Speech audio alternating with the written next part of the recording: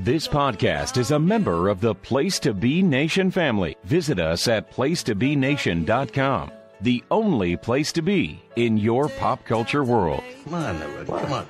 We call it the place to be. The place to be, yes, it's the place to be. Then I shall be there. It is contagious. It is the place to be, and we are live each and every Monday. Do you actually need a camera for tout, or is it like part of the program? Yeah, I like big dick myself. I was just kidding. Man, you see, in the place to be. Do you listen at all when I speak on the show? I'm not the one who thrives on whining about carriages that are 3 inches from my fucking car. So if it's too much for you and your big cock of the walk Knights of Columbus fat cat, when does it end, to bring JR? the carriage back to the fucking thing, then what do you want? What do you want? When does it You're end? making the poor guy making minimum wage while you're sitting there with our Mento going through the coffers. Party people in the place to be. 5 years. 5 years! We've been doing podcasts. And we have this. This is trash. It's not Austin in L.A. It's not Cabana in Chicago. It's not Conrad down in Alabama. Place to Be Nation presents Scott Criscolo and JT Rosero. This is the Place to Be Podcast. To do worse than Josh Richard.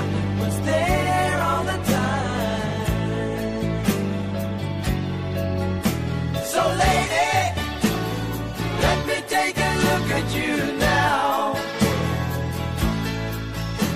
You're there on the Place to Be Nation, welcome to a great episode of the one and only Place to Be Podcast. I'm your co-host, Just Reserve, with you live here on this Monday evening inside the PTB studios. And joining me as always on this balmy night is Scott Criscolo. See, Scott, how are you? Good evening, JR. I guess balmy, relatively speaking, as compared to... Well, it was 60 here today. Yeah, it hit, I would say probably hit like 58 here, but it's supposed to definitely hit the 60s tomorrow around here. Welcome up, Place to Be Nation, to episode 511 of the longest-running episodic motherfucking gold standard. 511. Interesting. It's a long time. It's a big height. We're also nearing our anniversary, by the way, next week. I guess we won't. Yeah. This is kind of our de facto. We're going to be sandwiching our... Yeah, it's kind of fitting, actually. You're coming to visit me next weekend. Yes. It'll pretty much be to the day. We'll be hanging out here next Monday. I know. It'll be our anniversary, so 8 years. Yes, quite a bit. And I have a question for you and the third member of our Trinity tonight to kind of put everything into relative terms in terms of this show we're doing tonight. But why don't we bring in the third member of our team? All right, that is the one and only. He was here last weekend for the Royal Rumble. You might have heard us on the very short-lived Kevin Kelly Podcast League pay-per-view prediction shows. He's also one of the co-hosts of This Week in the NFL on the Pop feed. Although that's put to bed, so I think they'll be moving on maybe to other sports. We'll see.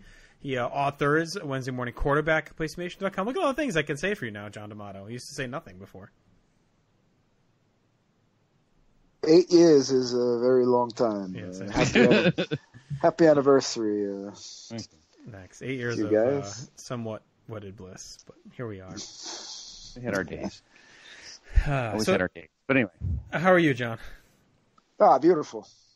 Ready to talk some Rumble action? Yeah? Yes, of course. Okay, very good. Because as Scott, or we have alluded to, it is time to dip inside the Vintage Vault yet again here this week, as we have now entered into 1989. Our last show was our debut into the new year, so it's exciting as we creep toward the 90s, guys. I've been living in the 80s lately. I was dubbing a lot of old home videos and home movies for my parents' anniversary this past week, so I've kind of been stuck in this 88, 89, 90 range, so here I am.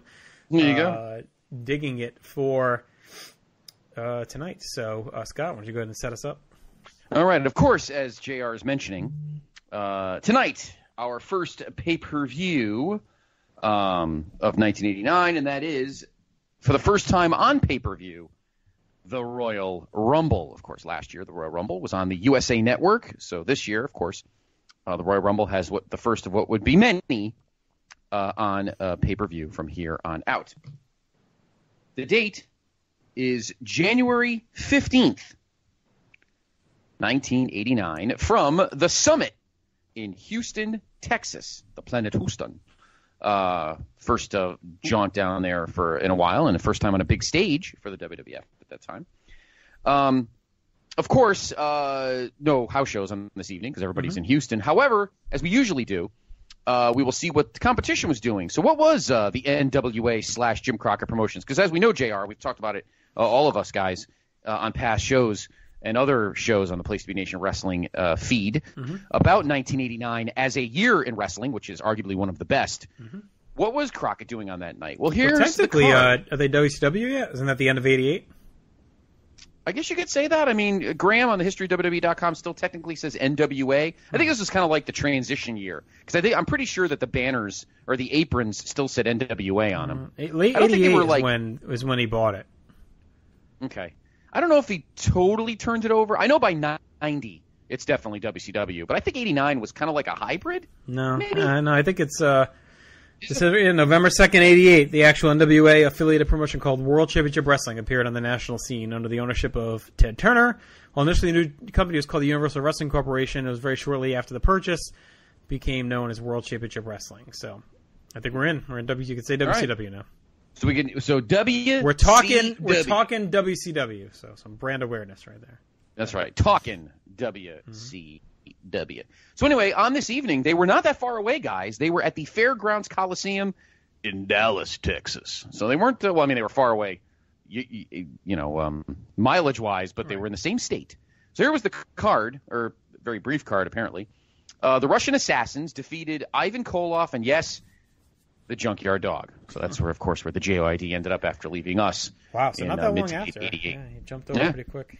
Jumped over pretty quick. Dick Murdoch, of course, one of our favorite co-tag team champions, defeated Ray Candy, not John Candy, Ray Candy. Lex Luger won a bunkhouse. The Candyman Kid.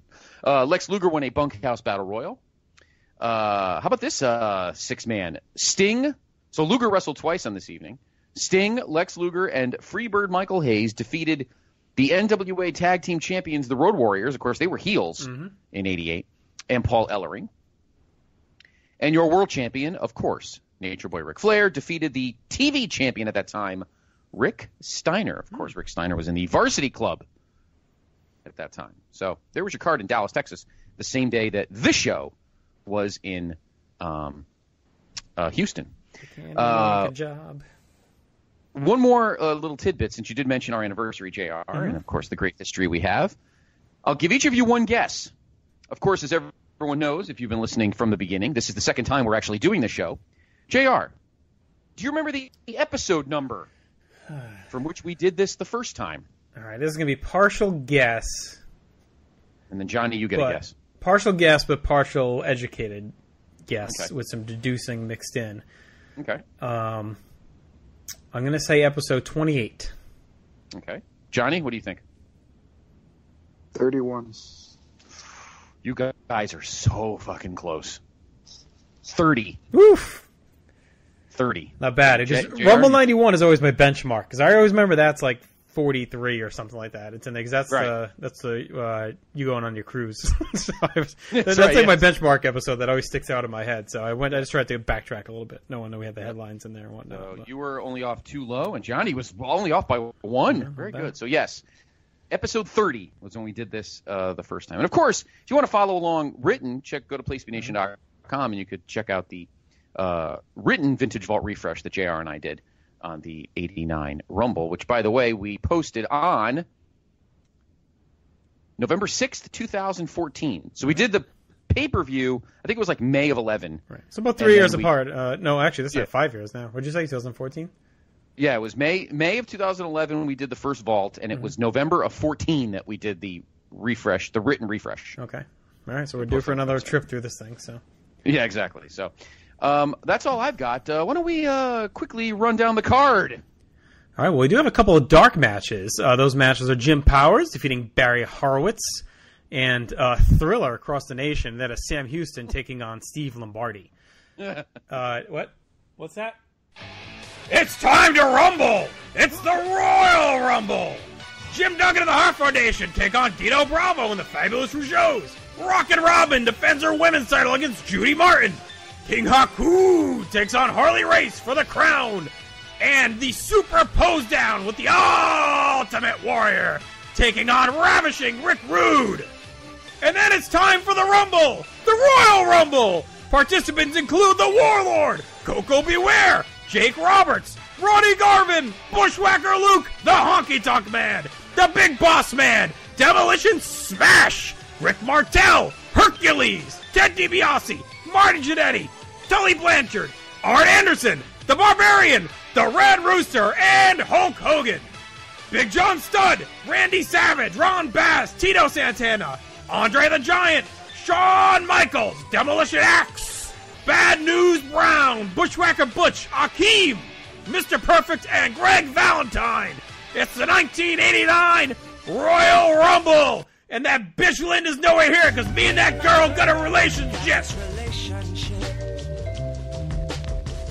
I love her so bad, but she treats me like shit. She's got me on lockdown like I'm back in the penitentiary. That cunt spreads loving all over, and when she gets home, there's none left for me. Dinner time, and the living's easy. Linda is a slut. She can fuck herself. She's a fucking bitch. I hate her guts. She's sucking Trump's dick in the Oval Office. I don't care, because I got Steph, and my son Paul is the fucking best.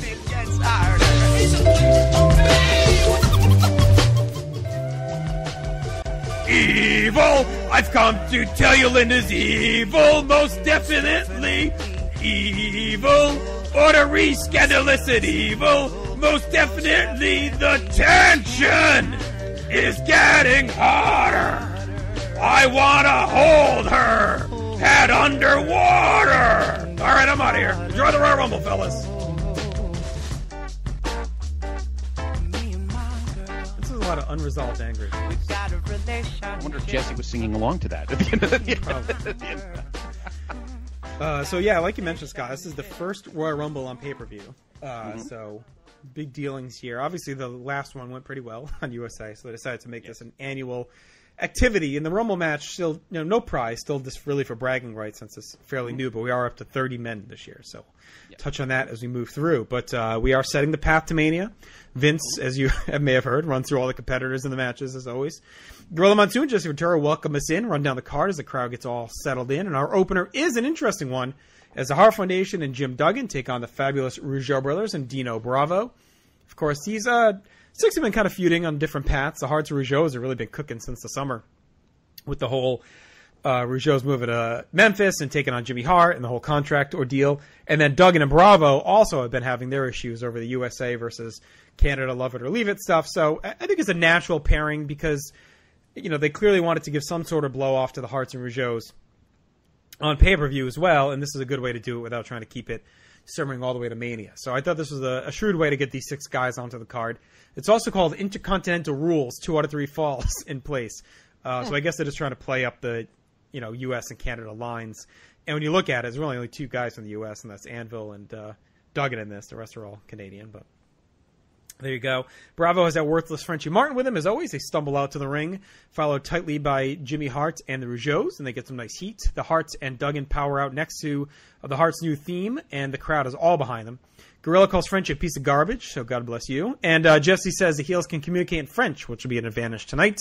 Dino and Anvil start us off and trade some power stuff to open up. Bravo lands a clothesline, but Anvil escapes and tags Duggan to a big pop. Bravo thinks it's over and tags Ray. Anvil eats up Ray and tags Brett, who gets 2 on a small package. Continues to flurry near falls until Ray tags Jacques. Things eventually break down to a hot brawl with a triple battering ram in the corner. As things settle down, Jacques hooks the rope from the apron, and Brett tumbles hard outside to turn the tide. Back inside, Bravo hits a side slam. Rougeau's hit Le Bomb to nab the first fall. So that was really a quick one. I like that the heels really pounced after Brett fell out of the ring to pin him and eat up the first fall. So the faces are in a hole. 3 French Canadians batter Brett, quick tagging, going for pin covers and ragdolling him around the ring.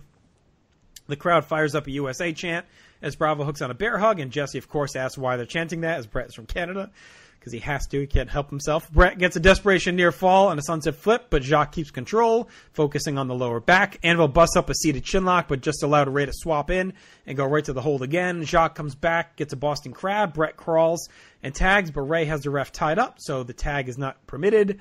Ray goes to an abdominal stretch, and the beating continues on as Bret is really, really getting his ass kicked here. Bret eventually counters the monkey flip with an atomic drop and gets a big pop. He crawls and tags Duggan. Hacksaw comes in hot, cleans house on all three men, slingshots Anvil into Ray, and then does the same thing with Bret. Duggan then drops an elbow to get the tying fall, and I thought that was a pretty hot and fun sequence into the finish there.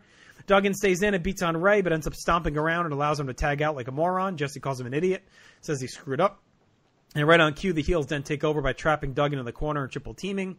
The Harts try to help out, but that only provides some brief relief as Duggan can't find a seam to escape the corner. The crowd goes back to the USA chants after an atomic drop. Duggan falls to the corner and tags out. And now Dino is the one that fucked up because he let Duggan fall into his partners. Bret batters Dino, but turns things around on him quickly. And with the ref tied up, Duggan grabs the board and smashes Bravo with it, allowing Bret to get the win. Jesse's pissed, but Gorilla calls it ingenuity. Nice little opener here. I didn't think it dragged even with the 3 falls. They moved through them pretty quick. All 6 really chugged along, and they worked smoothly together. And even Bravo wasn't as bad because he had 5 other guys to carry him. And I thought it was good to see the Harts finally getting over on the Rougeaus. I thought it was a smart choice to open with the faces going over. We've seen the Rougeaus really get the best of the Harts since this thing started. So I was happy to see them kind of outsmart the Rougeaus and Bravo here. So I went 2.5 on the opener, Scott. I enjoyed it. It was fun. Yeah, I gave it a 2.5 as well. Your match time, based on our article the first time, the first pin was at 4:22, the tying pin at 11:46, and then the conclusion at 15:42. Yeah, this match was good. Duggan's Duggan. And this is where, as a kid, I couldn't fucking stand it because Jesse always made a good point. And I don't know if Jesse did it on purpose, but sometimes he like paints Gorilla into a corner, and then Gorilla just really has no idea how to get out of it. He gets all pissed off at Jesse about the 2x4. Jesse gets pissed off about the 2x4, and Gorilla goes, "Yeah, but he used to bring boas and ear clips into the ring." I'm like, I took all that stuff off. What am I gonna do? Beat somebody with an ear clip? Like, it's amazing how Gorilla just always painted himself into a corner he couldn't get out of. Having said that, the match is fine. Dino Bravo's still fucking useless. Obviously, the two really good tag teams kind of. I mean, we watched this singles match a couple times at the Garden, and it was pretty fucking brutal. So having the athletic tag teams here definitely make it better. This starts a frustrating year for the Hart Foundation. They win this match, but of course, with this awesome influx of tag team talent, which we're going to see en masse throughout 1989, the Hart Foundation are kind of on the back burner, and we see that a few times. Doesn't mean they don't put on great matches, but although, it's funny I say that, and now I think, since we're going to be going through a myriad of, obviously, MSG house shows in 1989, starting with the one coming up a week from this date, which will be our next show, maybe they get some title shots, and we just don't know it. So, again, mind you, Demolition's the champs, and they're baby faces, so maybe they hold off until later on in the year, but the Hart Foundation's definitely kind of in the middle of the mix right now, while other teams step to the fore. But having said that, this match is really good. Rougeaus are fine. I don't think they're cooked. Do they seem cooked? I don't think so. I think Bravo's cooked because he's just fucking terrible. I don't know, John. What do you think? First of all, your thoughts on the match, and what do you think of? Do the Rougeaus feel kind of used at this point, or are they still pretty hot? No, they're still pretty hot. They put them strong here. As a matter of fact, the Rougeaus got the clean pin, and then the faces had the cheat to win that third fall, but they got to show off their finisher move, and Hart laid down clean as a sheet for Les Bombes des Rougeaus. Okay. So I think they were still pretty strong in this because Hacksaw had to cheat and to win. So. And it was Bravo that took the third one. That is true. Yeah, that's true. What do you think of the match in general? What stood out? How about the heat for Hacksaw? His old Mid-South crowd. They went wild for him. Whether you like it or not, but his old haunts. And Jesse and Gorilla set the pace. They were on fire here. This is the only time they did a rumble together. Jesse and Gorilla, and. Right. And then, like you pointed out, Gorilla's Jesse was going crazy, going, "What do you call that?" Hacksaw just hit him with the 10. Jesse and Gorilla's like, "Oh, I call it ingenuity." He's like sticking up for Hacksaw, but Jesse went in on Duggan Hart. He's like, "That's a stupidity move," and that's what happens when you got a peanut for a brain. Yeah, I love that. That was awesome.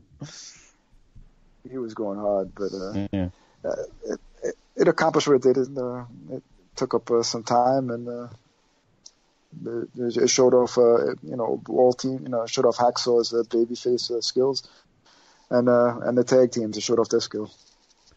Yeah, I mean, I think the Rougeaus are still okay. They've really only been in this feud with the Harts, and this is really the first time they've lost. Okay. Like, we've seen them back and forth, but honestly, this is like the first real time the Harts have gotten one over on them in a serious way. So, no, I mean, I think they're still high. I mean, if you take out, I think you have to take out knowing what's coming, probably maybe from your mind, because yes, they're probably maybe not much more to them, but I think if you're in the moment of time right now where they're at, I don't think they seemed cooked at all. I mean, this is really all they've done, and I think they've taken. Good point. I think they've looked better throughout this whole thing as far as getting over on the Harts. So, all right, good opener. The Harts and Duggan prevail. We go to the lottery room. We get quick hit clips of Ted DiBiase and Virgil, Honky Tonk Man, the Bushwhackers, Bad Suze Brown, Jake Roberts, and the Rockers as they draw their numbers. As part of that, DiBiase chats up Slick and is looking. Seems like he's looking to make a swap, a deal with the Slickster on their picks. So more to come on that. And that takes us to our WWF Women's Title match, our last one on pay-per-view until WrestleMania 10, I believe. So. Be about 5 years now in between women's title matches. Actually, is it even women's match? I don't think we have any, right? No. There's some involved in a match, but I think like as far as an actual women's division match, it's about a good 5 years. So this will do it. So our new women's champion, and that is Rockin' Robin, gets a very rare pay-per-view women's title defense showcased against the great Judy Martin, who, of course, we've come to love and know the more we watch her, Scott, right? Yes. Oh, yeah. Okay. Robin two-steps her way out to her stupid-ass music, which Gorilla says is also Sam Houston's. Of course, that's her brother. Sherry's also in the ring along with Judy Martin. She challenges the winner for a title shot and then heads to the booth to join in on commentary. Robin gets a few soft drop kicks and slaps away as Sherry calls Martin overweight. Martin lands a boot and takes over. She's looking old as fuck. I mean, she's really aged in this last 2 years since we've seen her, a year and a half or so. Sherry shits on both ladies, says she will beat either Martin or Robin, whoever wins. Martin counters a crossbody with a slam and then blocks a sunset flip with a hard punch to the head. Robin comes back and gets a Boston Crab, and Martin powers out. Robin punches away a bit but comes up empty on a dropkick as Jesse and Sherry gang up on Gorilla about Robin dodging her. Not giving her title shots. Robin blocks a front suplex, but Martin knocks her back down. Martin keeps on the attack and picks up near falls. Robin comes back on a real sloppy DDT for 2. Martin then slams Robin and gets 2 on a backside. Sherry's got way over the top now as Robin gets a couple of near falls and mounts a comeback. Robin fakes out Judy with a deke on a crossbody and then hits one for the win. This was rough. I mean, Robin really sucks. She is terrible. And Martin is really running on fumes and can only carry her so much. I mean, maybe if you gave Martin someone good at this point, she could probably still go. I mean, it was only a year ago that they were tearing it down with the Bomb Angels. So, I don't pin this too much on her, even if she's starting to look a little run down. But Robin's really draining this division, which is now on life support. I mean, she's really kind of the death blow to it. I don't know how much I had left in the tank anyway.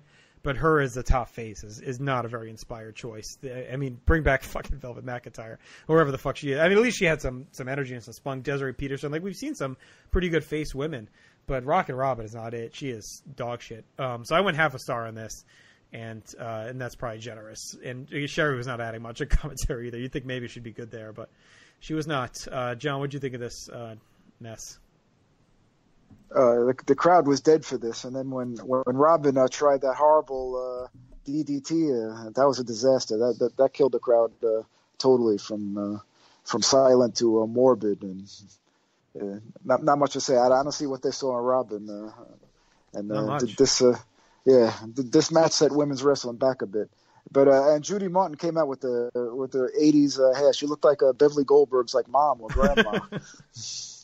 She was definitely rocking the style of the times. Oh man, and Sherry sounded like she was doing shots at Gorilla while Jesse was fingering her or whatever. She was a little giddy over there, and she was like, "I just want somebody to win. I just want it to be over." And then she's like, "Get up, Robin, you little termite." And Sherry was off the hook.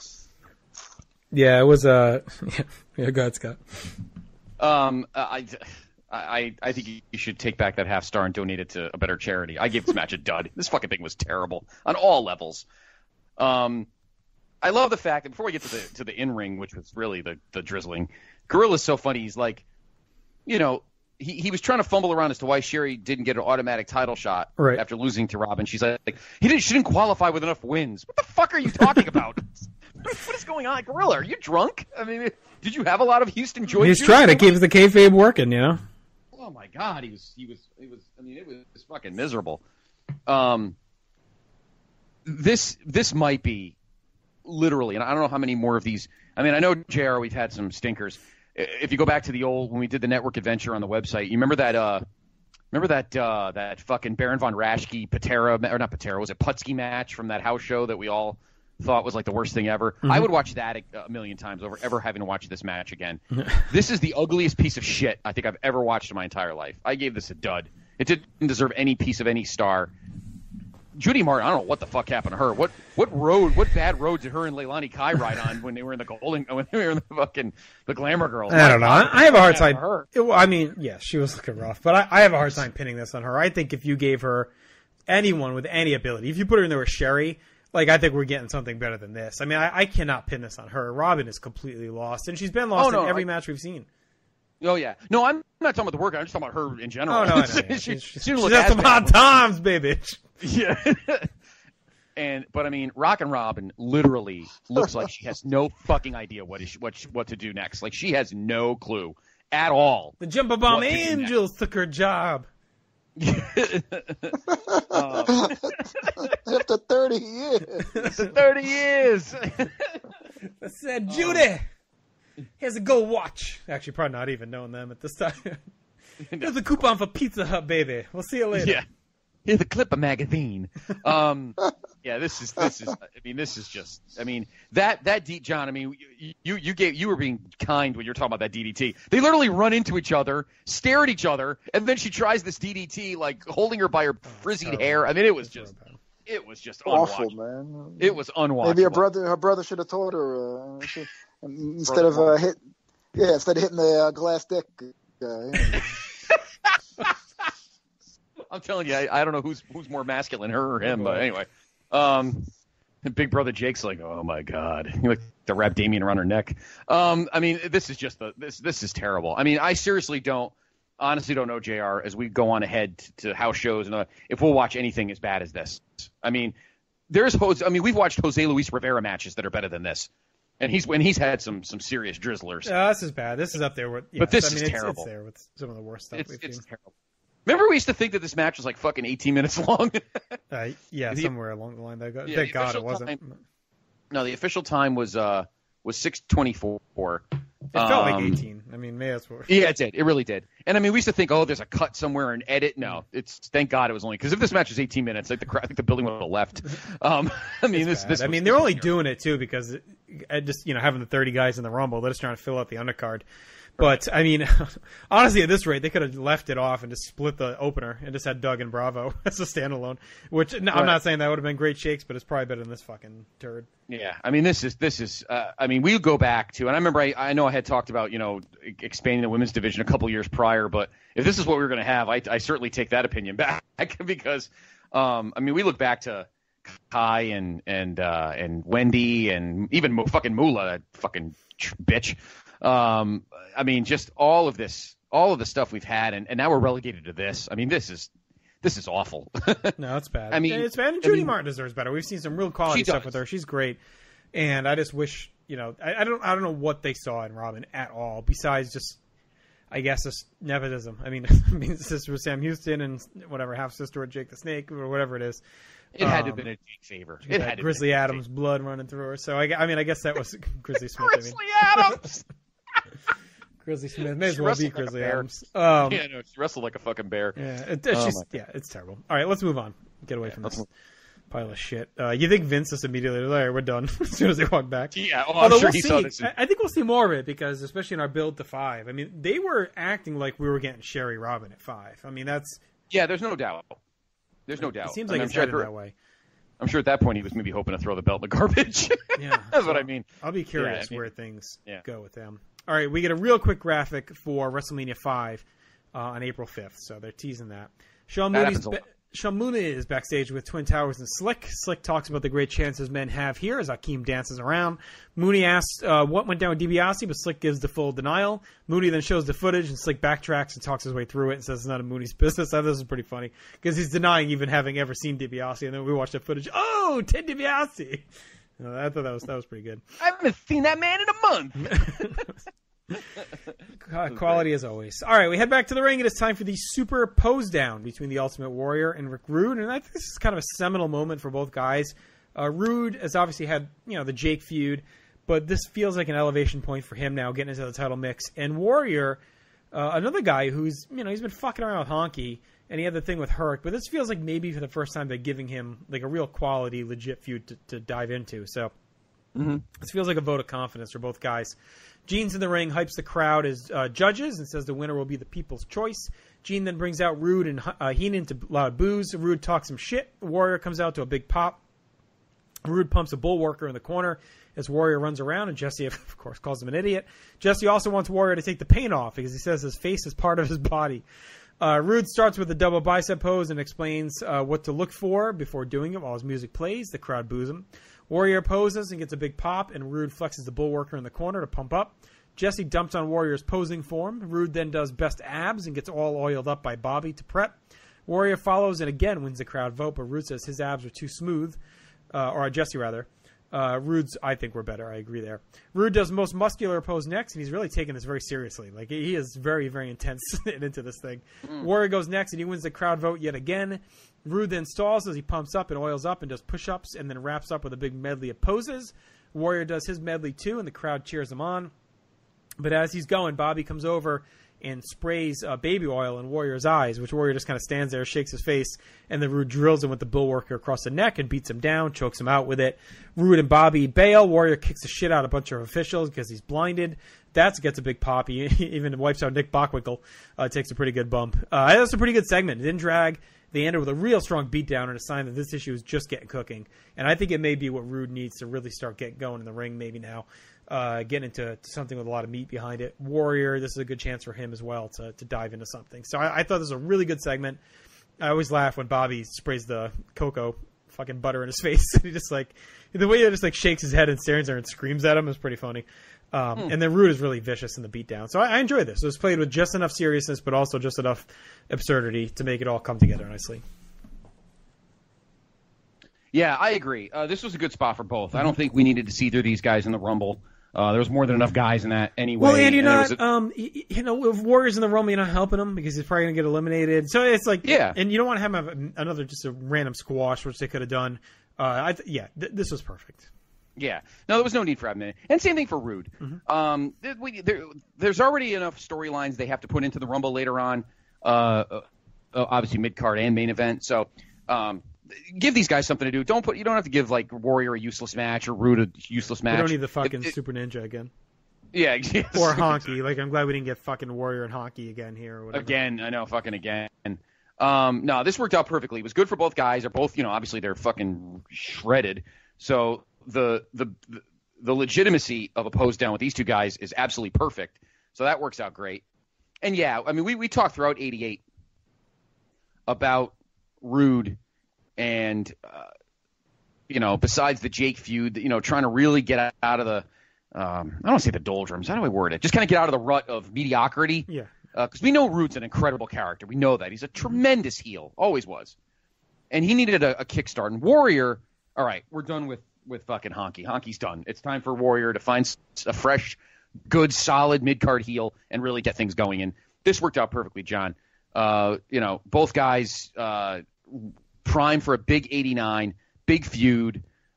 Rude is primed to get a shot at a mid-card title. So this is a good way to eat up a good 20, 25 minutes of the show. Yeah, it gets you a little sentimental because this is Mean Gene Prime. He put that segment together. It could have been a shit show easily, and he tied up the loose ends. He was just such a pro. Absolutely. And the only thing, it was a little ridiculous. Not even the brain could be that stupid where it was going to rely on the crowd approval as far as who wins the contest. Like Bobby was trying to butter up the crowd, saying, Houston is an intelligent crowd, and he was trying to butter him up. But it was kind of dumb that to have the crowd decide. You know who they were going to cheer for. Yeah, it was kind of a weird setup. Yeah. Other than that, a good angle to set up these two.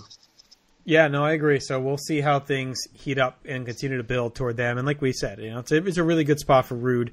And it's almost like a make or break for Rude. It's like, all right, you got the Jake thing that lasted 8 months or whatever. Here's a shot. You're into the title mix now. We have faith in you. You got Bobby with you. So, there's a lot going on. So I think it's a good show that they have faith in him and trusting him, and we'll see if he runs with it. We've talked about him being a little disappointing so far in the ring. We haven't really had that great match. He's shown flashes. We'll see if he can put it together with the Warrior. So we get some basic promos about the Rumble from Mr. Fuji, Miss Elizabeth, and Jimmy Hart. Then we see Jesse Ventura sitting on the throne to hype the upcoming match that will deliver us the Undisputed King. Jesse says he's comfy in the throne and maybe he should run for King, and says Bobby's the true winner tonight since he manages both men. I like Jesse. He looked very relaxed and chill in that. There's sneakers on, his white sneakers on, his little hat. Just kind of chilling in there. So that does bring us to our next match. It is King Haku taking on the former King Harley Race, and this is Harley Race's final, I think it's his final overall match in WWF. So I believe this is it for him. We'll talk about that in a minute. We'll confirm and see where he's off to after we talk about it. But interesting here is Race is kind of towing the heel face line. Haku heads out first, takes a while riding a sedan led by Heenan. Race then storms out and dumps the sedan over, and Haku flops to the mat. That gets a big pop. Race is all over Haku with hard strikes in and out of the ring. Gorilla says the attack was clever, and Jesse gets all over him for biased calls. Haku comes back and shoves Race to the post outside and then kicks and chops away. Lots of purple in this match, by the way. Haku and Race are both decked out in purple. Bobby oscillates between who he's cheering for. As Race comes back in the ring, gets a near fall. Haku kicks his way back in and works the gut and the lower back. And that leads Jesse to wondering if Race came back too soon, of course, from that stomach injury. Race bows up, and we get a nasty trading of headbutts from both men, followed by a big Harley clothesline. Harley follows a real stiff pile driver for two, as Jesse says not even Haku's head can take that one. We get a slow-motion collision in the ring. Race does a seesaw on the ropes one last time. It spills outside. Haku suplexes Race back in for two, but misses an elbow drop. Race gets a suplex and dumps Haku outside and follows out. Haku blocks a pile driver with a backdrop. They brawl some more. Harley gets a sloppy pile driver on the floor and then clubs away in the ring. As Jesse said, he used to watch Gorilla wrestle when he was in kindergarten. That made me laugh. Haku wins the strike battle, but misses a headbutt off the top. Harley then misses his own headbutt off the middle rope, and Haku hits the thrust kick for the win. Heenan celebrates as Haku reaffirms himself as king and finally legitimately beats Race to prove it. This is hard hitting. It was a little awkward with the heel bits, but I thought it had some fun spots, and Harley really puts over Haku nice and clean before leaving. So I went 2.5 stars on this. I thought it was a nice passing of the torch to Haku, so that was well done, and Harley does the job on his way out. And I'm going to miss Harley. We've seen some really good Harley stuff since he arrived. We've seen some hidden gems from him. He's been a class act in the ring. So I'm definitely going to miss seeing him here. I've enjoyed his little brief return with these two pay-per-views we've seen him at. So what do you think of this, John? They didn't really soup this up before the pay-per-view. Like they didn't have. I don't think Harley showed up on any on any of the syndicated shows before. I think they just set this up out of nowhere. I guess this is farewell, but. Definitely solid. These two, they're very vocal. It sounded kind of like a Bruce Lee movie, both with the These guys are very vocal, but hard hitting that headbutt spot, and it makes you cringe now. But and Harley did the favor on the way out. Yeah, and this was his last appearance confirmed. Yes, it's only his second match in '89. He had one in Nashville against Haku. Yes, so that's it. So he probably just popped back in. Maybe they, offered him a quick payday to come in, put Haku over before he left. So. Yeah, I think they were close. He helped train. He trained Haku. So. Yeah, I confirmed too with Graham. Mm-hmm. Yeah, this is it for him. Your match time is not a long match at all. Let's see, it was 9:01. So actually, decent length match. Yeah, I'm going to miss Harley, too. Solid guy, solid in-ring guy. But again, Vince is trying to make the roster a little younger. Yep. And, Harley probably knew that he was not going to be there that long anyway. Work a couple years, make some scratch, and Oh, for sure. I mean, it's clear why he went. I mean, yes, cash in at the end of your career. Who cares if they give you the king stuff? I mean, whatever. You know what I mean? Like, I think it was really just to, exactly, this one last big payday before he heads out. Yeah. No, absolutely. And I'm sure that he was already talking to Crockett or whoever about, managing or whatever, because Vince had more than enough. Well, he wrestles. We'll talk about it in a minute. He wrestles a bit longer, so. Yeah, I guess he does, right? Yeah. Now that you're right. Now that I think about it, he did probably get in the ring a little bit longer. Because I remember him going to. I think I remember him being on like some. Maybe that was in '86. Maybe he does go on some like Saturday shows. But anyway, he wrestles into '91. All right, got to talk about them. We'll talk about this. No, I was going to say. Yeah, no. As for Haku, I mean Haku kind of needed the validation because I mean we were talking JR and John. You've been on a couple of the shows too. Since he's been king, he's had some like really substandard matches. We talked about a few of them that really kind of did not work out for him in ring. So he kind of needed a validation match, particularly on in front of millions, national TV, on pay-per-view, millions watching. He needed a validation match to realize, this guy's a stud. Haku's a good worker. And because he really seemed to have struggled in the singles role for most of '88. So I think he needed a match to kind of validate himself in ring that this is a guy that could work. And Harley's the perfect guy to do that with because Harley's awesome. So good, solid match. I gave it my bad. I was looking at the grid. I gave it 2.5. Yeah. I thought it worked out well. It was fun watch. And I'm going to miss Harley. I agree with you, JR. I think he was a good stabling influence. But I think we're getting past that now. Yeah. In terms of the roster, now we just need young guys that are going to work. Now we don't need instructors, kind of thing, or I think we need Vince needs to kind of dummy down the roster a bit, youth wise, and get some kids in there. But the kids like the winner of our main event tonight. Oh yes, exactly. The big youth injection. No, I mean I think as his time had come, I think he's just purging a lot of the faces from 86, 87 out. So I think he's just probably caught up in part of that. His contract is probably up, and it was just kind of natural time for him to head out. So I don't think he was in as. I don't think they were looking at it as like old and new. I think it was just more of a refresh of the roster, recycle, and he was probably about done.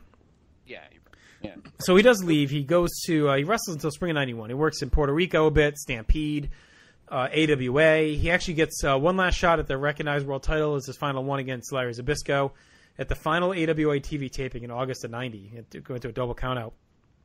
Wow. So that's a big one there.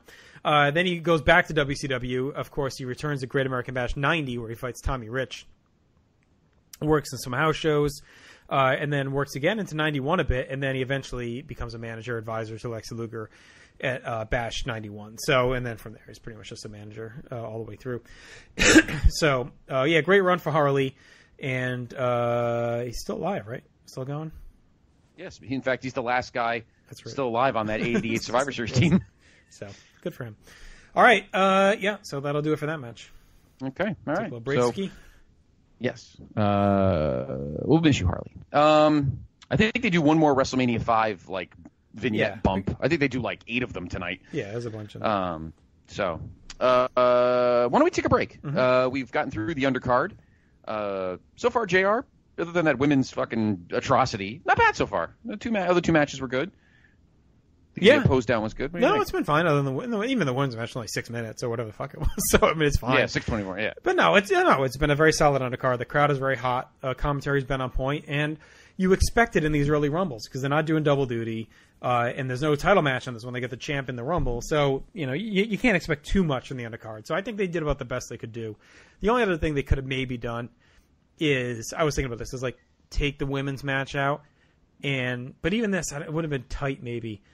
For time, but I was thinking like Rockers, Brainbusters or something. Like just throw them out there to kill 10 or 12 minutes, to a hot match. Like you didn't really need them in the Rumble. So anyway, that was just something I was puttering around in my head. But as it is, it's fine. Yeah, I agree. What do you think, John, so far? A little underwhelming. I'm surprised they didn't at least have one of the other title matches, either a tag team or an IC title match. Mm-hmm. To spice things up. I think they really wanted to just load the Rumble. Emphasis, with all emphasis the on the Rumble. Sure. Yeah. But it's a good point. I think if they Yeah, I think if they had done a match, they probably would have done the tag. I think they really wanted to do the pose down to get the Rude Warrior stuff off the ground. I mean, he could have done Warrior. Like, we talked about this when he fought the stupid ninja, that he could have maybe fought, like, is there any other Heenan guys he could have fought here? I guess Harley and Haku were in the match, so I don't know if there's anyone else he could have really fought. I was trying to think of someone in the Rude Interferes or something like that. But I mean, he could have put Harley in the Rumble and had Warrior fight Haku for the title, and then maybe Rude attacks him. Yeah, or even Warrior Harley. Let Warrior go over Harley to send him on his way. And then... Yeah, that's true. You can do that too. Yeah. So, all right. Well, when we come back, we have one match left. The big one. Yeah. 30 guys, as Vince said. And Vince gave you all the awesome names, and then he went off on his wife. Anyway, our main event. It's a long one. After the break. First, poor Harley didn't want to get his nuts grabbed on his last match. Yam will be there. R.I.P. James.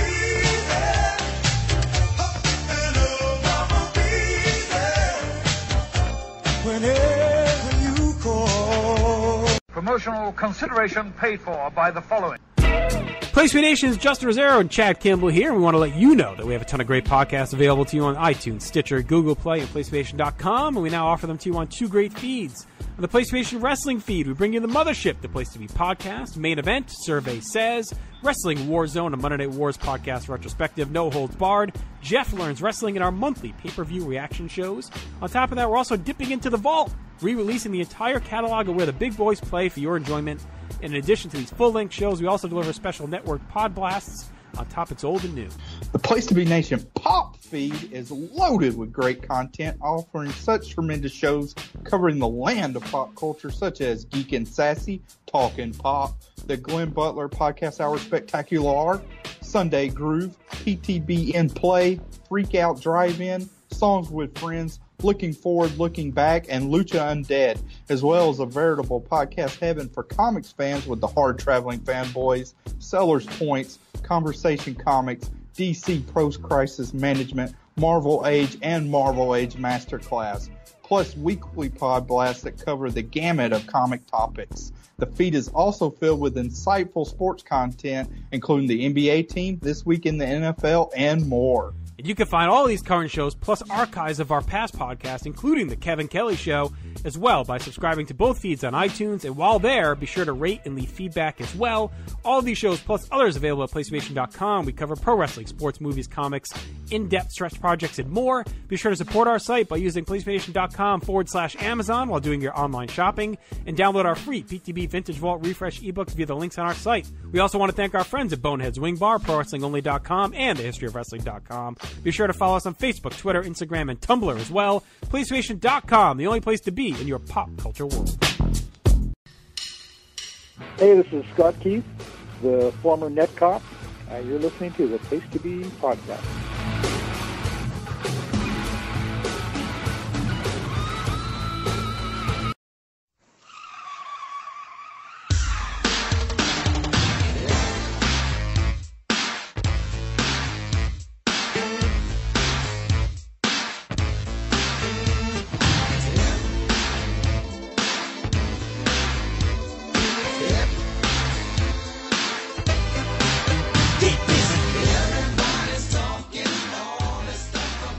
All right, Nation, we are back, and what we didn't mention earlier was, of course, this past weekend was Super Bowl 53, and the cheating Patriots, Lion Pats won yet again, and what I thought was a pretty boring Super Bowl.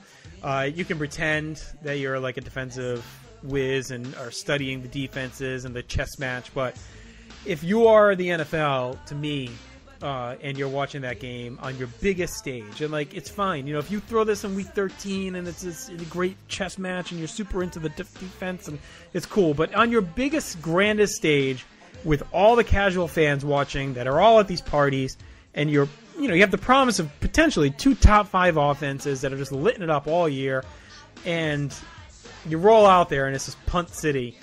It's a tough go, and it was the lowest rated since 2009. I think there's a lot of factors there. I think it was a shitty game. So people may have tuned out or lost interest. I think the commercials also kind of sucked. But I do think 2 other things too. I think the Rams were as fun as they were throughout the year. They obviously lack a huge home fan base, which we've heard ad nauseum.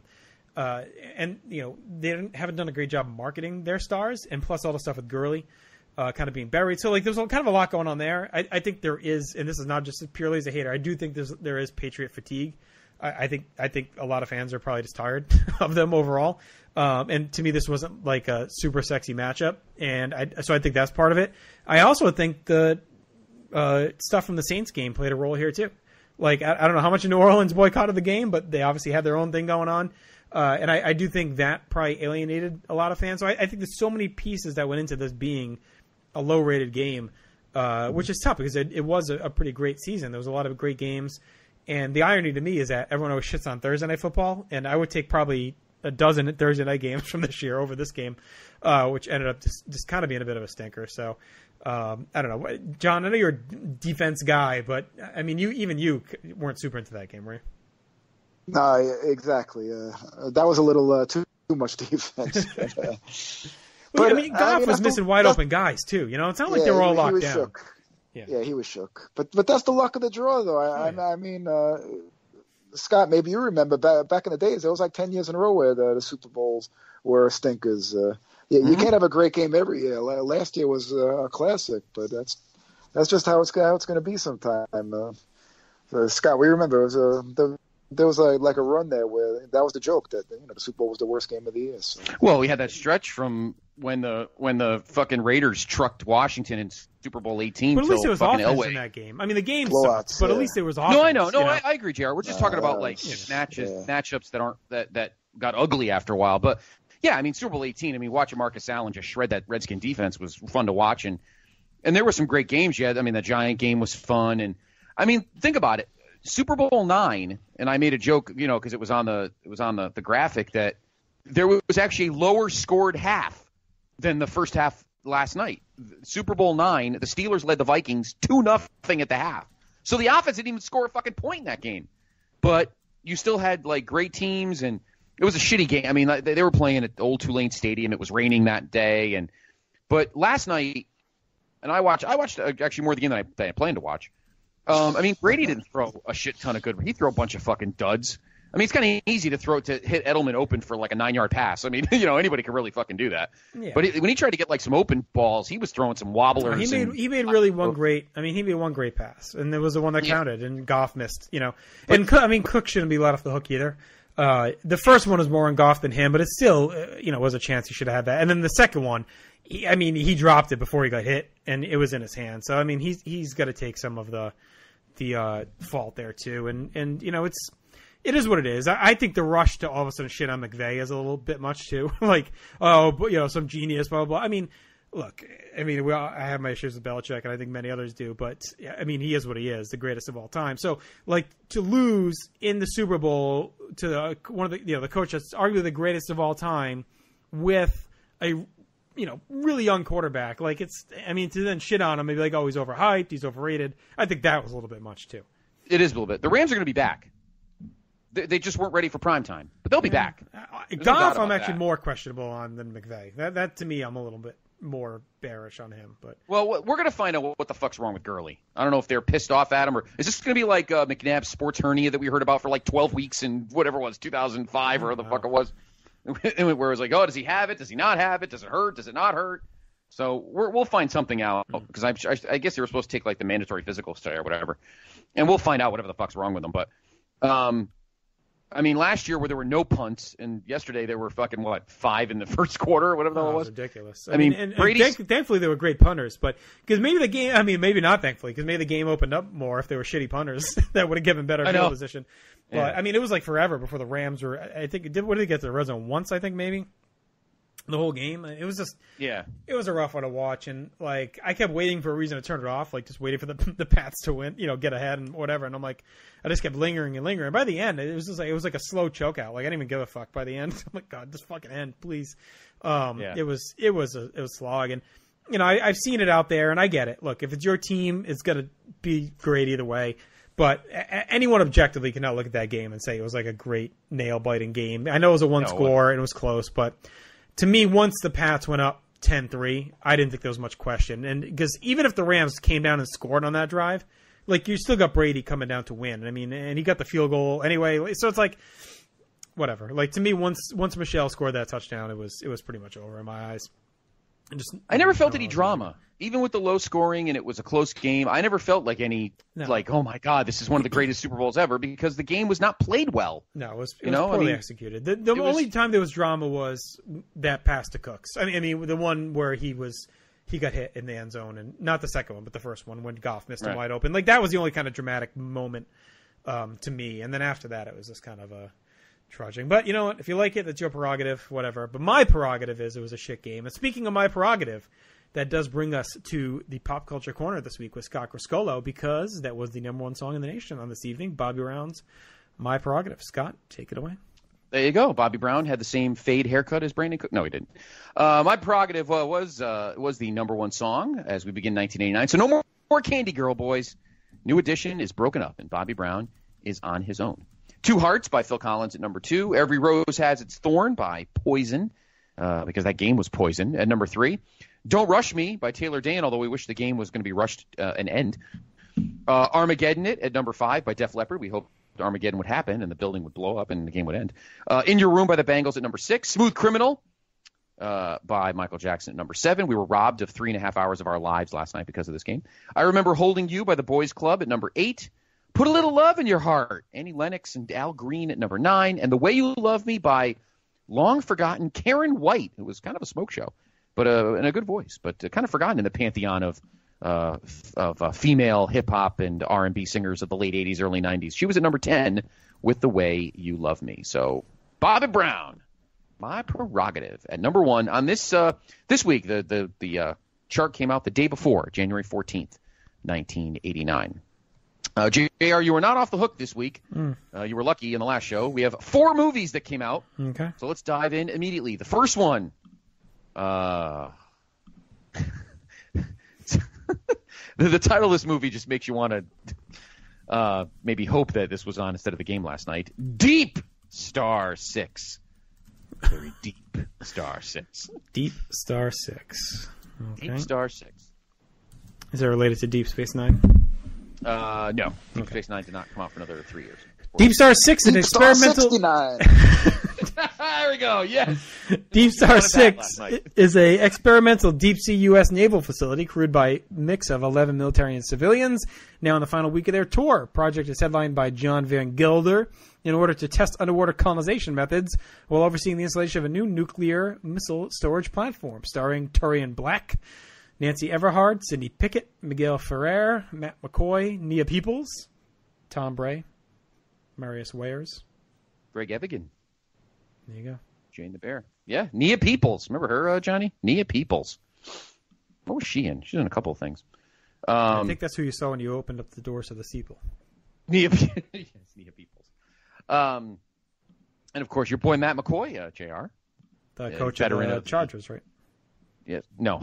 No, he was a veteran of Police Academy. Oh, that's right. Yes. I don't know what movie we were up to. That's right. So we go. Deep Star 16. That was the sequel that John gave you. All right. Movie number 2. Wow, they released... Oh, so they were back-to-back years. So Police Academy 5 was 88, and then 6 was 89.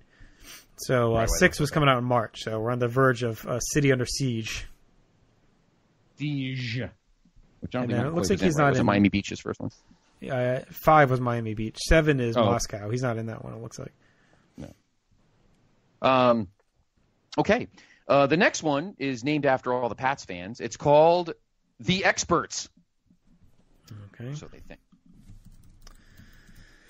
The Experts, a 1989 film. 2 hip nightclub owners from New York City, Travis and Wendell, are drugged and kidnapped while on their way home or on the way to opening a nightclub in rural Nebraska, the KGB spy Cameron Smith takes them to the Soviet Union as experts on American lifestyle with the intention of teaching KGB agents to be hip like Americans and under the influence of drugs. They think they have arrived in Nebraska to open the nightclub. Starring John Travolta, Ari Gross, Kelly Preston, James Keach, Brian Doyle Murray, Mimi Maynard, Tony Edwards, Eve Brent.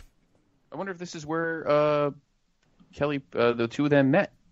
Because, of course, they're not married, John Travolta and Kelly Preston.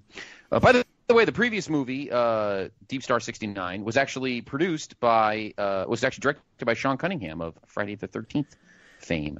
Preston, okay, the next one. Preston first met John Travolta in 1987 while filming The Experts. There you go. Okay. All right. The next movie, kind of a well-known movie because it has a young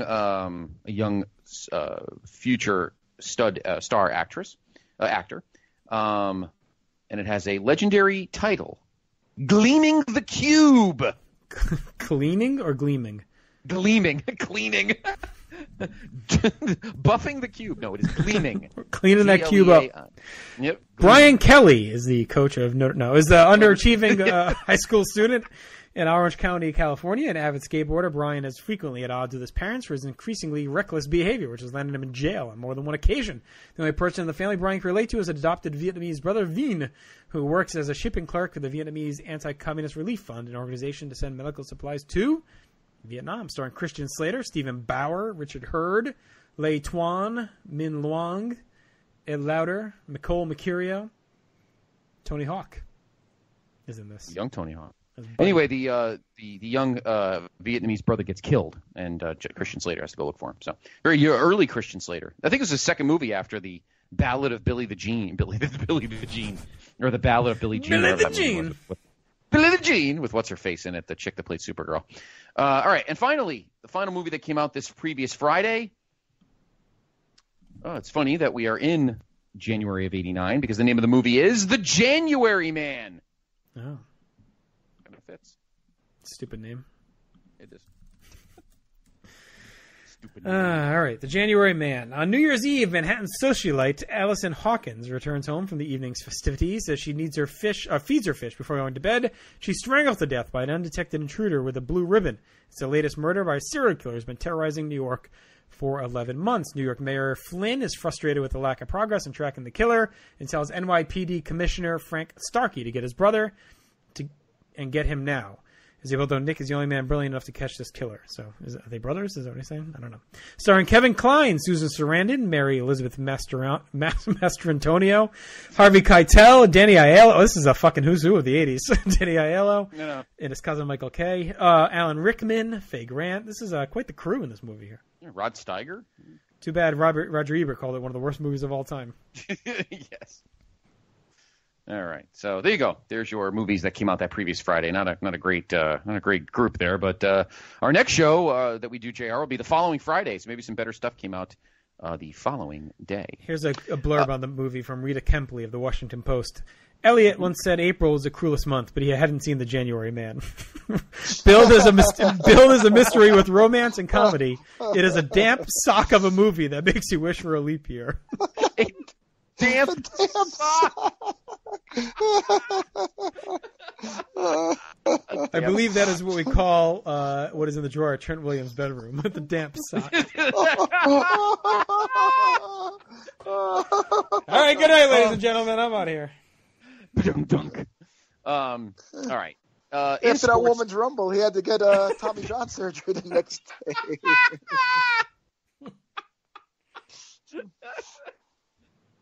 Oh, God. All right. In sports, speaking of the Super Bowl, it was the off week. This Sunday, because obviously with the Rumble. The following Sunday would be Super Bowl 23 from Miami, Florida, between the NFC champion San Francisco 49ers and the AFC champion Cincinnati Bengals. It would be the first rematch in a Super Bowl since the Super Bowl 13 when the Steelers and Cowboys played for the second time. So it's funny because as I was dubbing those old videos, my sister's birthday was in January, so I actually saw the one when her 4th birthday is on there. And everyone in the room, because in my living room was like where they were doing the gifts, and my dad's brand new big screen TV, he was. We had on the football game, so it was Bengals. Who did they play? Broncos. 49ers. No, the championship games. Oh, it was the championship game? Well, it was I think Buffalo. Was it Buffalo? Okay, so they Buffalo. Yeah, maybe it was Buffalo, and then what was the Niners Bears, right? Yeah. So you actually see the end of the Bills game during this, and then you see the beginning of Niners Bears. So it's kind of cool. Maybe that's awesome. Brought it together. Yeah. So there you go. Yes, the Bears, the Bengals. The Bears were just the Bengals were just beginning their. I shouldn't say the Bengals. The Bills were just beginning their climb. Right. With that game, it was like one of Jim Kelly's first big years, and of course the Bears slowly were fading as they got crushed by the Niners in that game. So Niners Bengals Super Bowl 23 would be the following week, I believe it was down in Miami.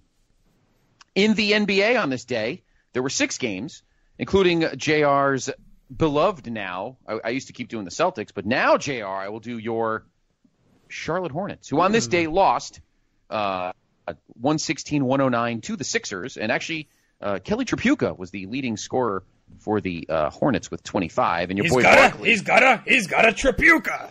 He's got a Tripucka. And your boy Barkley had 15 rebounds. Speaking of the Celtics, they lost in Chicago 110-104. Michael dropped 42 on the Celtics on that day. Byron Scott had 28. Lakers beat the Clippers 116-95. The Knicks were leading the Atlantic Division, Mr. D'Amato, with a record of 24-11. Last time, yeah. Cleveland was leading the Central at 26-7. Houston was leading the Midwest at 22-12, and the Lakers were leading the Pacific at 24-12. JR's beloved Charlotte Hornets were 9-26, but they actually did not have the worst record. Well, they're an expansion team, right? I mean, what more do you want? Well, but I mean, they weren't even the Heat were worse. The Heat were 4-31 at this point. They were actually in the Midwest Division. I think they moved to the East the following year. So yeah, I think when T-Wolves come in, the T-Wolves go to the Midwest and then they go there. Yeah, they move the Heat to the East. All right, and the Knicks were in the Patino era. The Patino era. Yes, they were. After he left that dump Providence and the Pros. Final 4, baby. All right. Yes, that is true. Here we go. So on this day on the frozen pond, let's see how our teams did on that day. I got to find 89 here. Okay. There were a ton of games. There were 7 games on tap.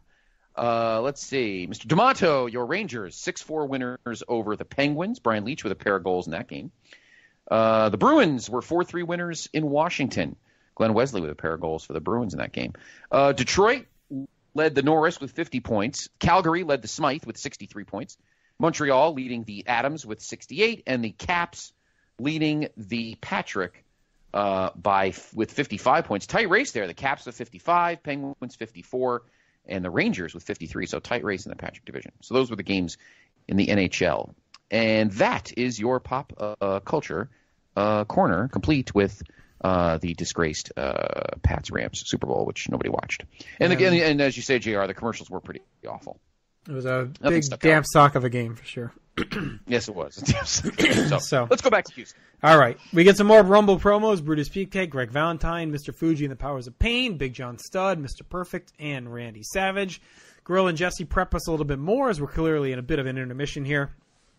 Gene is in with Ted DiBiase and Virgil. Ted is all smiles. Says, when you're as wealthy as he is, you're as lucky as you want to be.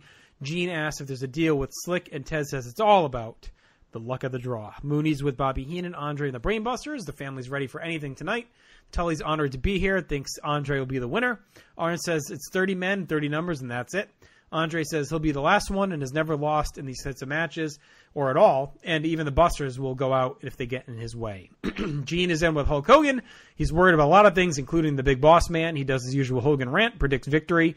He says if it comes down to him and Savage, Macho will find out that Hulk has never been beaten and is called champ by his maniacs. So Hogan getting a little thick in the tights there. All right, Royal Rumble time. Howard Finkel is out, runs down the rules, and then he brings out our number one entrant, and that is Demolition Axe. And shockingly, the music plays again as number 2 is Demolition Smash. So the tag team champions have to wrestle, and I thought this was a really cool idea for the first one on pay-per-view to get the every man for himself just out of the gate, get it out there. So I thought it was a real memorable moment. It's one that they've shown for years and years after. The champs go right at it. They don't hold back. I thought that was really cool. And then they say they don't like, Jesse and Gorilla say they don't like number 3's chances because they'll be in there with the champs. And they also talk about DiBiase's antics. The champs hammer away until Andre the Giant comes in at 3 with Bobby Heenan. And that's going to be a long night for one of the favorites here. The champs start fighting, and they level Andre with a double clothesline, knocking him down to a big pop. They double team for a bit, but Andre does what he can to fight them off. Mr. Perfect comes in at 4, and there's really no more reference to Kurt Hennig here. So I think we're getting close to being the full-on Mr. Perfect gimmick. Andre chucks Smash and Perfect an axe, and they try to push out the Giant. Ronnie Garvin's in at number 5. The 3 of them team up and nearly get Andre out, but Andre keeps batting them away, swatting them off, and leveling them with hard strikes. Greg Valentine's in at 6, led by Jimmy Hart. Jesse and Gorilla are very into deciding who will side with who when they enter. Like, everyone like, oh, he's going to help this guy. He's going to help him. Like, they're very face-heel delineated in their commentary. Andre throws Garvin out, but he's still a marked man. Chokes out the Hammer in a nasty spot, and then he just choked Axe as well. Number 7's Jake the Snake. He gets a huge pop. He gets ambushed by Andre as he comes in, but he fights right back. Andre chokes Jake as Hammer slugs at him to zero effect. Andre keeps wrecking Jake as Gorilla shrugs off Jake, giving him a partial heart attack by saying he can't help it if Andre's going to be afraid of snakes. Sorry, man, what are you going to do? Sorry you're afraid of snakes, and he almost killed you. Balderon Bass is in at number 8. He slides in. Andre throws out Jake, which is kind of surprising, and that gets booed quite a bit. Andre is really dominant looking here. He gets swarmed over and over throughout, but he keeps swatting them off. Shawn Michaels is in at 9. He comes in hot. Hennig comes out and dumps Axe, who look completely gassed. We get a fun minute with Shawn and Perfect going at it, with Perfect almost getting eliminated. Andre then punches Bass in the face and bear hugs him and hangs on despite Hammer slugging him in the back. Bushwhacker Butch is out at 10, and right behind him is Jake with Damien, which he tosses into the ring, leading to Andre just power walking away, flopping over the top and running to the back, looking scared. Jesse's all pissed off because he says Andre was dominating, and I thought Andre looked awesome. Booked like a monster, acting like a monster, but still a snake is his Achilles heel. So I'm going to pause there with 10 in. Scott, what do you think to this point so far? What's kind of been your highlights? Any thoughts? I've loved Andre. Mm-hmm. He's still, I mean, it's obvious, and you saw it from how he was walking up the aisle when his number was called. He's starting to feel the pain more than normal. But yeah, no, it was mostly the first 10 was about Andre, and but also the drama and the intrigue of having 2 baby faces at 1-2, particularly tag team guys even more so, but 2 baby faces. What do? Stare at each other and wait for the 3 guy and maybe it's a heel kind of thing? No, like, you know what, 30. You got to make this legit, and if the fans can't deal with it, then tough shit. You know what I mean? It's like, got to do what you got to do. So, and you see it as the show progresses. Faces are hitting heels. Hitting heels is one thing because all heels are treacherous. But when baby faces attack baby faces, then you're like, all right, this is legit. I can deal with this. So you saw that a lot in the first 10. You see even more of it in the middle 10. Yeah. But Andre's dominance and Jesse losing his mind over the fact that Jake can come back in with an animal and Andre, flips out is pretty funny. John, what do you think? Yeah, there's a couple big moments in here that 30 years later they still show in the history of the Rumbles. Andre running out with the snake and Axe and Smash getting that 1 and 2. That really set the tone that this is a different type of match where anything goes. And like they always teased, every man for himself. But when Axe and Smash went at it, that really. That really set it home, and Mr. Perfect was a workhorse in here, and he was actually going at it with Andre a lot, and bumping for him like crazy, and Andre didn't take no rest holds in the time he was in there. He wasn't laying down or taking any naps. He was working that whole time while he was in there, and it made him look strong. And he was getting hit himself. So he was getting bounced all over the place. Combination of guys jumping him and him hitting guys. So I agree with John on that. All right, so we pick back up at number 11 with the Honky Tonk Man. He's laughing his way out, jogging down with Jimmy to some booze. We get some basic brawling and near eliminations here for a couple minutes until Tito Santana's in at 12 at a full gallop, as Gorilla says. Tito goes right at perfect as the crowd's all fired up. Tito and Hammer then tangle, and everyone rotates around until Bad Suze Brown is in at 13. Jesse thinks this is a custom-made match for him. The ring's really filling up now, the action moving nicely. Butch and Tito sling Honky out. That gets a pop. Marty Jannetty's in at 14. He goes right at Ron Bass. Works together with Sean, and they knock out Bass with a double drop kick. Tito pegs Hammer with the flying forearm, but Hammer hangs on, tries to toss him. Massive pop at 15 as Macho Man comes out, flies into the ring with his bandana and shades on, goes right at Bad News, pummeling him all around the ring at a frantic pace. Savage just owns the ring from a presence standpoint. All eyes are on him. He's moving around, darting around, tangling with everyone. 16 is Arn Anderson. He jogs out with Bobby. Savage jumps Hammer as Arn and Michaels go at it right away. Macho and Arn team up and eliminate Sean, but Marty goes right at Double A after. Tully is at 17. He drills Marty as he comes in. Savage and Brown keep battling in the corner as Marty works over Tully across the ring. Arn snaps Marty with a perfect spinebuster, and he and Tully do a double team and work hard to eliminate Marty. And then why don't we take a break here before we kind of hit the final segment of this thing. I was surprised that they didn't have the Rockers and Brainbusters all at the same time. Like, Sean gets tossed and then Marty comes in. So that was kind of weird timing. But any notes, Scott, from this section here? Well, Savage is... We were talking about, and here's where I mentioned about faces and heels and heels. Savage goes after everybody. I don't know if that's supposed to be a harbinger of things to come, but I don't think so. I saw guys, I mean, it's like I was saying when John was talking about Andre, I mean, Greg Valentine was attacking Andre, so it didn't matter. The fact that now on the pay-per-view stage, you have to book this match legitimately as 30 men for himself. You can't be like, Gorilla can't get all fucking kayfabe and go, why are good guys, why is he attacking his friend? Because, the Gorilla's going to fucking think. Only the heels can be treacherous and go after. The babyfaces should all team up, and or whatever, something dumb. And the match has to be booked as a 30 men for himself. It's not like faces fight heels, and, it's too predictable. As kayfabe was at the time, you had to make it somewhat legit. And I think they did a good job of that. But Savage just, the crowd was totally into him. This Houston crowd was good. This is one of the better crowds we've had. Yeah, they were red hot for most of the show. I like seeing, like, Arn and Tully are perfect in this environment. I mean, we watched it plenty of times in the Crockett years when they're in a big crowd and everything. They're good at this kind of thing. So I thought the match really picked up in this middle section, John, particularly when Savage got in.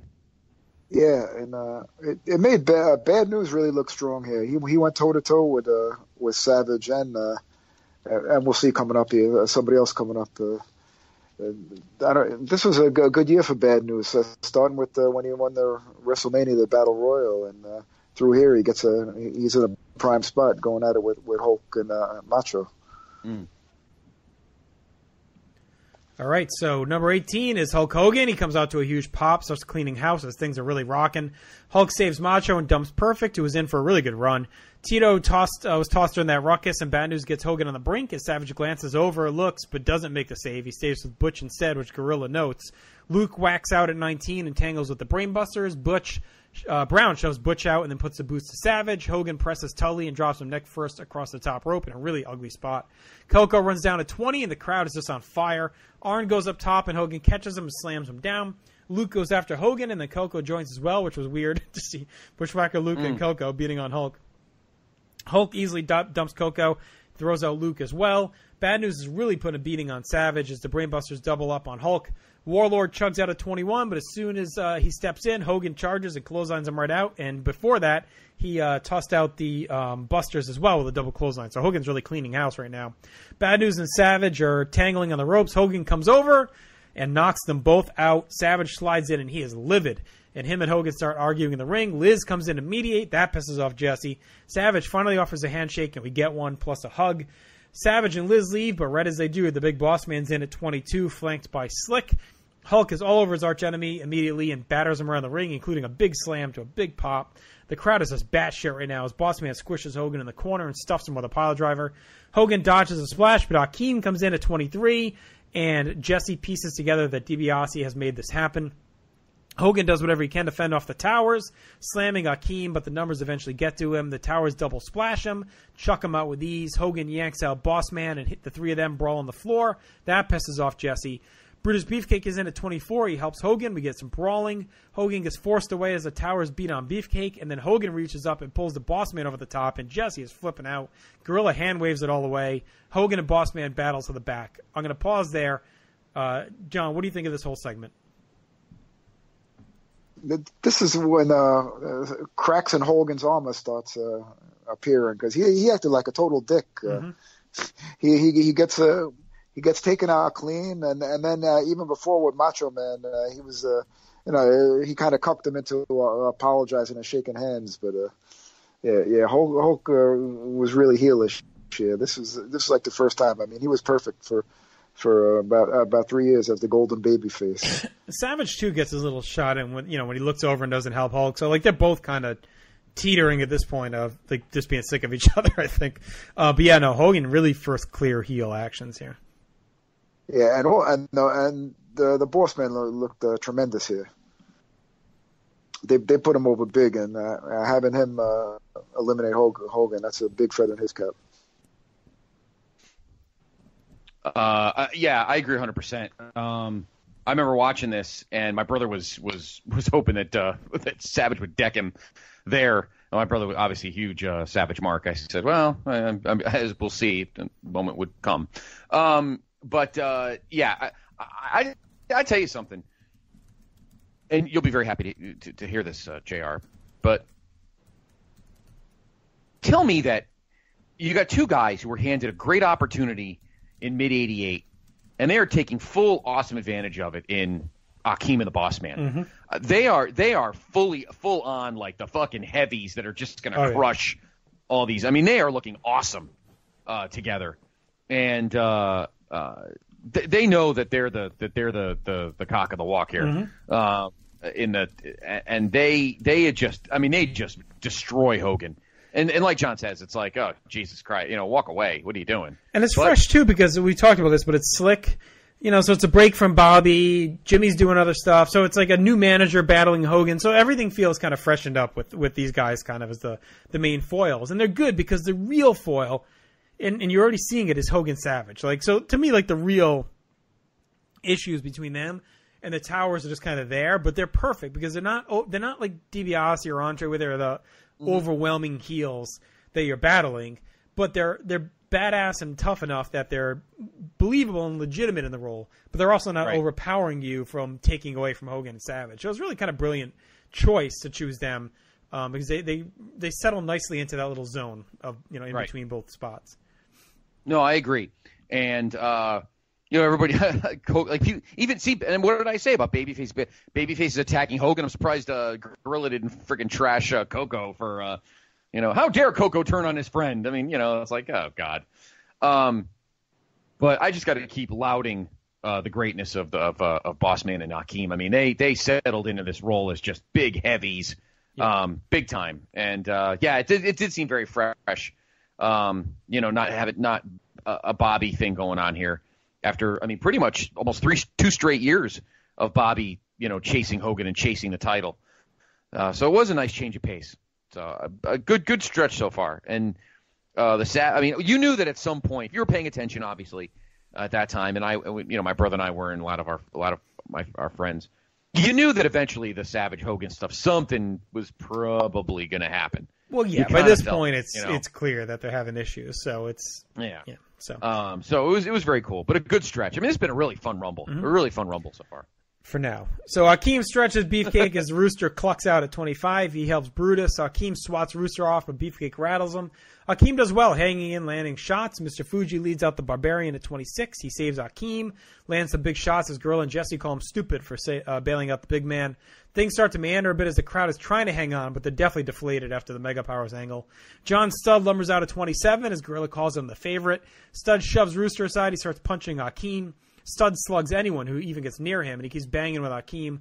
Hercules is in at 28. He helps Beefcake against Barbarian right away. Gorilla says Hakeem has been in the longest as of now, and at 23, that shows the luck of the draw played a big role here tonight. The 6 guys hammer away. They try and push each other out as things have really slowed.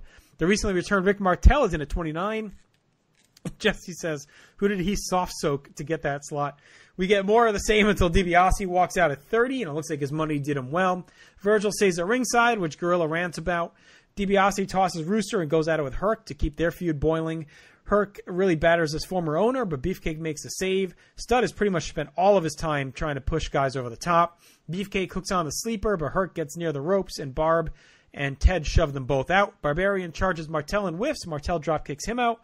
And we have our final four of Ted DiBiase, Rick Martel, Akeem, and Big John Studd. The crowd is really up and down here. Martel leaps at Akeem and gets caught and thrown, leaving Studd to deal with Ted and Akeem. They double up for a bit until Akeem accidentally squashes Ted and John dumps the big man. Ted then begs off and tries to pay off Studd, but Studd ignores it and just stalks him. DiBiase tries, but Studd mauls him and chucks him out of the ring, eliminating him for, I guess, an upset win. Studd beats up Virgil after the match. Just a really random choice for the winner. I guess they wanted to put Studd over to kick off his big return. I think they thought he'd probably be around for a bit. It was a really fun Rumble until Hogan and the Towers disappear, and then it just sputters to the end. The crowd is molten until Hogan got tossed, and I think they really, we've talked about this before, but I'll reiterate it now. I really think they should have had the Mega Powers stuff happen at the very end and then go right into the finish, so the crowd would have stayed hot. So, maybe it's the Mega Powers, the Towers, Studd, DiBiase, and Herc, something like that. And then Hogan dumps Savage and Herc or something. So everything happens rapid fire. Savage comes out, he bitches, he walks out, the Towers beat up Hogan, they eliminate him, Hogan pulls them out, Studd tosses DiBiase, all rapid fire, and then you don't get that burnout. To me, that would have been a much better way to end this Rumble. And kept the crowd hot and boiling, because they are just ridiculous until Hogan gets eliminated. So a lot of good angle progression, though. Good work across the board. It's amazing how well they owned the pacing out of the gate. It just moves along. It's an easy watch. It doesn't overstay its welcome. So I thought they really understood the gimmick from the start. And they also didn't, have anyone hang around too long, for longevity-wise, so that can still be used in future years. So I thought it was good. We saw some really nice shine for guys like Mr. Perfect. Andre looked great, and the Mega Power stuff is big. So I went 3.5 for this Rumble, Scott. I think it's a nice, solid baseline. It's a good Rumble. A lot goes on. And, again, I think a few tweaks, and we may be talking about a classic. Yeah, I gave this 3 stars. If I was going to rebook this, not the whole Rumble, but if I rebooked the final 4, based on the whole Mega Powers and everything, I would have had win Akeem. I would have had him put, Studd could have cleaned out DiBiase and whatever, and then had fucking Akeem dump Studd and then have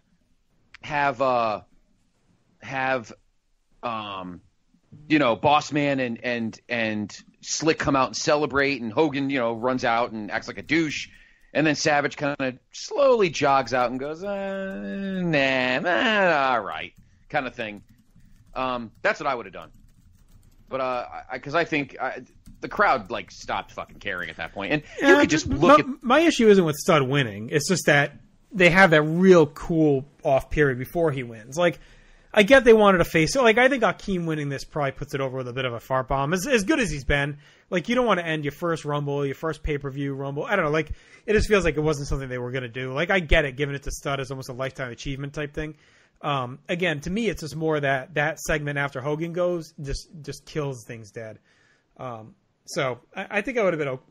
I think it would have been okay with Studd still winning as if they just booked it differently.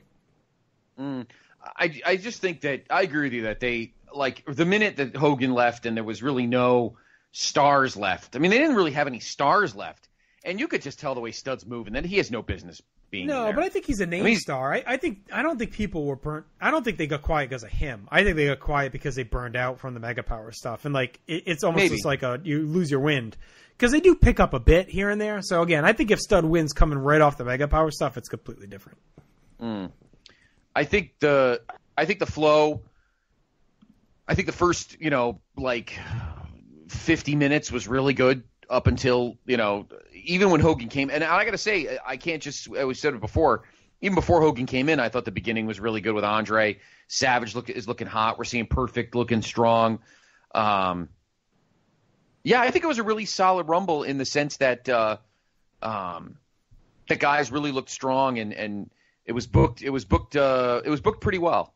And I think Stud winning, yeah, I guess. I guess we're looking at it differently in the sense that the Rumble is not what it was meant to be or what it was going to be. It was just a match. And who actually won really didn't matter. So as long as we get the storylines over and the whole, tension with Savage and Hogan, all right, Stud won, that's cool. Kind of like a house show thing. All right, move on. But pretty soon, obviously, Vince and the bookers have to realize that if you're going to treat this as a pay-per-view match, you just can't make this some fucking throwaway like fucking Bunkhouse Stampede or whatever. You're going to have to add some teeth to this. And, of course, they do down the line. We'll get there. But really, the Rumble was like a battle royal, I guess, or a tournament. At this time, the Rumble was being used as more of a storyline enhancer and creator because, obviously, we had talked about at the end of '88 about, say, for instance, Valentine and Garvin, and they were both in the ring at the same time, so that moved well. And so it was meant to kind of advance storylines for the next couple months going into April 2nd in Atlantic City. And that's pretty much what it was meant to do. So it served its purpose in that aspect. But, yeah, they should have ended it like within 5 minutes after the Mega Powers thing instead of, 20 minutes or something or 15 minutes. They definitely flattened out John at the end. But overall, pretty solid. I agree with JR that a tweak here and a tweak there, and you could argue this was a top 5 Rumble even with the, kind of milk toasty finish in terms of the winner, etc. But all in all, pretty solid. It could all be traced back to number 25, the Cooler, the Red Rooster. That's when the crowd took a dive. But they did perk up at the end for Stud. His win got a decent pop from the crowd, and I guess they had real plans to reunite, a big Stud and Andre feud, but it just didn't work out from here. But like you guys said, it wasn't established that the Rumble winner would get a title shot or anything, so it was just somebody to give somebody a boost. But they had to give it to at least a face. I don't think a heel would have cut it, a heel win at the end, because everybody's already conditioned to having Hogan pose at the end. So a heel would have been a drastic turn. Yeah, I agree. Anything else, John? No, that's good. Okay. All right, so that'll do it for the show. So why don't we go ahead and head into our awards here tonight. So let's go match of the night to me. Probably a cheap one, but I'm going to go Royal Rumble match. I thought it was the best match. I'm guessing that's going to win most years. Agreed. Yeah, definitely. Okay. Worst match, again, I think an easy choice on this night, and that is Robin versus Martin. They're going to win a lot. Rockin' Robin. Tweet, tweet, tweet. Oh, God. What a fucking terrible... It wasn't even a beautiful disaster. It was a fucking terrible disaster. All right, the Andre the Giant Award for MVP of the night. I went with the man himself, Andre the Giant, yet again. He's really owned this award for me over the last, year plus. I thought he looked fantastic in the Rumble. He looked like a monster. They booked him like one. And even with the snake stuff, he kind of still looked cool running away because the way he just bails over the top and does that quick power walk out. It's like, fuck off. I don't need this win that bad. So I thought Andre was the biggest star of the night. He always is. It always is. It doesn't matter how lousy he feels. He obviously was not moving smoothly, and it only gets worse as time goes on. But he was the star of the night. I concur. Give it to the boss. Yeah. I think maybe you could have maybe looked at like Warrior or Rude as like the main alternative there because they both had big nights. Mr. Perfect in that Rumble, Perfect really. Too. He went at it with everybody, heels and faces, bumping around with that hair. So he could give to him too. All right, the Sandy Beach Award for the worst worker, and to me, hands down, easily Rockin' Robin. Oh, God, she gives the word worker a bad name. It's terrible. Cock Robin. That's if her and Red Rooster were a tag team. Yeah. All right. Let's go with the what do we got? Best moments. I went with the Mega Powers showdown. Yeah, of course. Most important moment of the night. Yes. Okay. Yes. All right, we're trending toward our first unanimous. Let's see. I don't know if we've had a full unanimous before. All right, the Morocco Award for the Royal Rumble, the biggest juiced up guy. I went Dino Bravo. Warrior. Spoke too soon. Hogan was looking a little buff. A little. Yeah. Just a little. I'm going to give it to Akeem. He's always buff. No. Yeah, I'm going to give it to Bravo because, I mean, Warrior is always just juice, but Bravo's just this big bloated fucking liquid-filled mess. At least Warrior makes the steroids count. Exactly. All right, Patero word for the worst hair on the evening. I went again, Rockin' Robin, with her stupid fucking fluffed up mullet thing, whatever the hell she had going on. I tell you, Judy's fucking hairspray tease. I don't know. Although that maybe made her look slightly better from a Wisconsin 12 to a Wisconsin 36. I don't know, but yeah, Rockin' Robin looked like a dude. It was just Sam Houston's hair. That's what it looked like. Pretty rough. There was a lot of competition on this night because Brain and Rude had some low-flow showers in Houston. They were looking extra puffy, but I have to give it to Beverly Goldberg's mother or grandmother, Judy, with the classic 80s, whatever the... Perm, yeah. The high hair, the high-low. We call it the high-low. Sounds like a buddy cop movie, low-flow showers. It sounds like a buddy cop movie. All right, overall grade out of 10 on this evening. I thought it was a really good show. I really enjoyed it. I think it holds up well. The undercard breezes along. The Rumble is really good. Lots going on. I went 7 out of 10 for this one, guys. 6.5. The Rumble, unfortunately, the finish leaves a little to be desired, but there were so many great moments that we still remember to this day. The seeds of the Mega Powers breaking up, Andre running out with the snake, axe and smash, etc. So 6.5.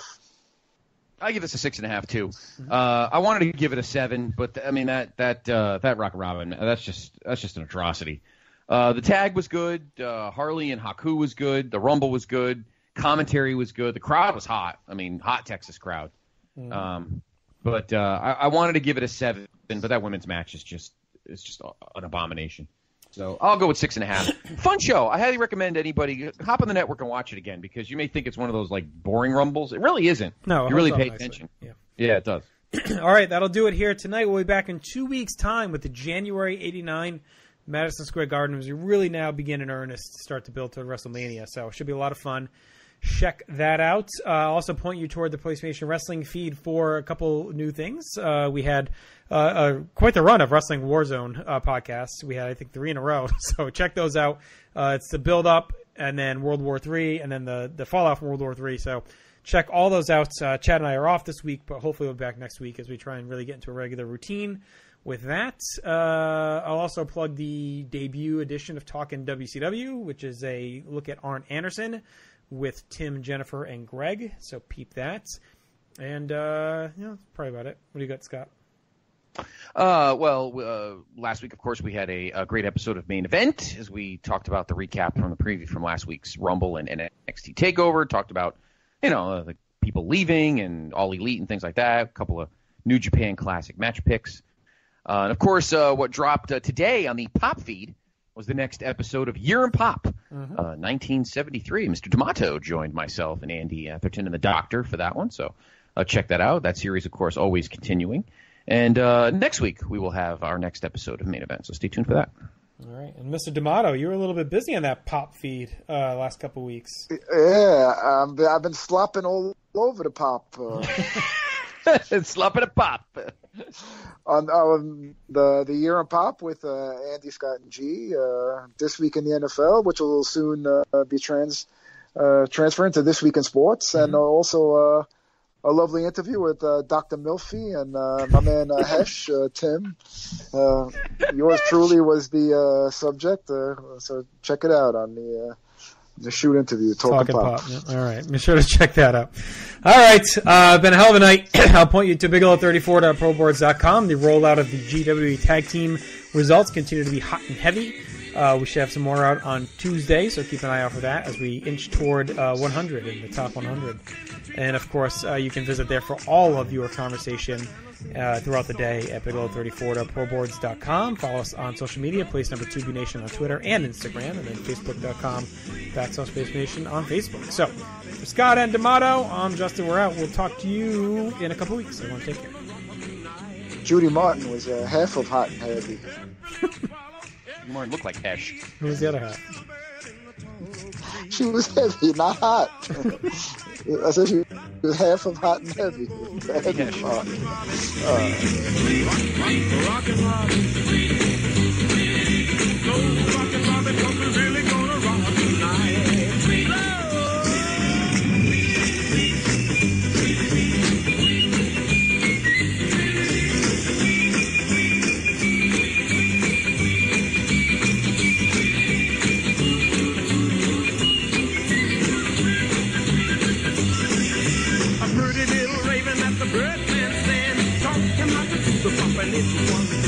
They started going steady and bless my soul. He out popped the buzzard and the Oreo.